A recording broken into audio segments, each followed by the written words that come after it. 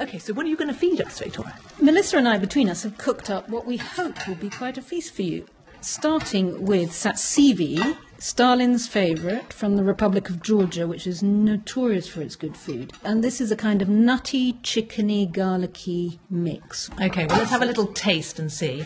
You, of course, had a fair deal of history in Moscow post-Stalin, didn't you? Yeah, I didn't actually go to Georgia in the post-Stalin era, but it was still under the communist dictatorship. And I may have had this dish, but I was so drunk while I was there for most of the time that I cannot recall. Seriously? Or what post did you have at the time before we... I was the third secretary in the British Embassy in Moscow at the time, and I was travelling with my ambassador and his wife, and she didn't drink alcohol, so every time they poured her a kind of pint of cognac, which is what they were doing, she just passed it to me.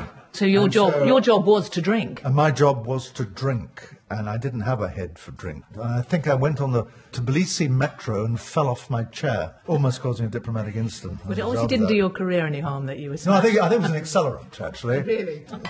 Let's try Stalin's chicken. Well, this is quite good. I don't know, I should be surprised. Well, I did have to use some rather odd ingredients, which was fun, like marigold petals, cloves, fenugreek. Is this something we know that Stalin liked? We know that Stalin really liked this. And also, I love reading the recipe because I realised it was super labour-intensive. It was cooking as torture, pulping and processing and mashing, and the absolute opposite of fresh, light cuisine such as you'd find in Tuscany or something. But presumably, whatever you're given to eat when you're at a diplomatic dinner, you are polite about it. Well, you are polite about it. You can sometimes escape without eating it, depending on the circumstances.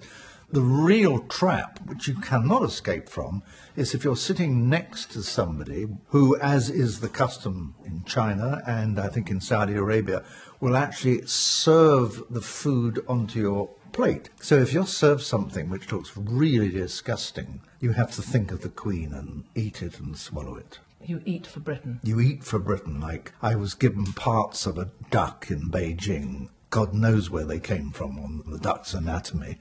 And I simply had to swallow it. And it was all sort of slobbery. And actually something similar in Saudi Arabia, which I could not identify at all. I had no idea what it was I was eating. OK, so we've dealt with Stalin's chicken. What have we got next?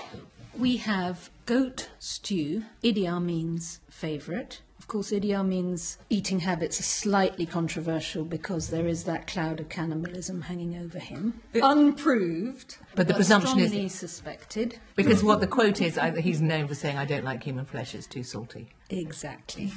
So we've got, with Idi Amin's goat stew, we have this. What's this? This is something called callo, which you apparently roll up into a ball and put your thumb in and use it as a sort of spoon. Idi Amin ate very well. I mean, this is good.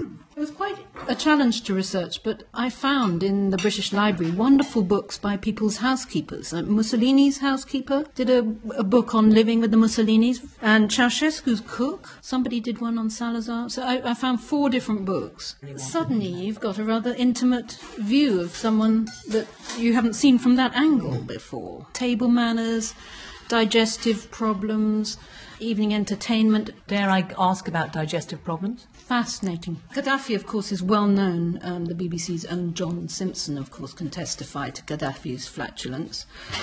Hitler's flatulence is now on the record as being treated with 28 different medicaments by his quack doctor, none of which did any good, apparently. But he thought that becoming a vegetarian, which everybody knows that Hitler was vegetarian, he thought that becoming a vegetarian would cure the problem. OK.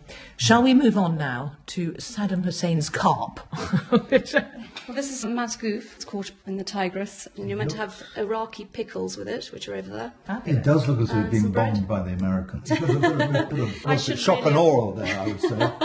It's a very delicate taste. Tell me about Ceausescu, because you met him.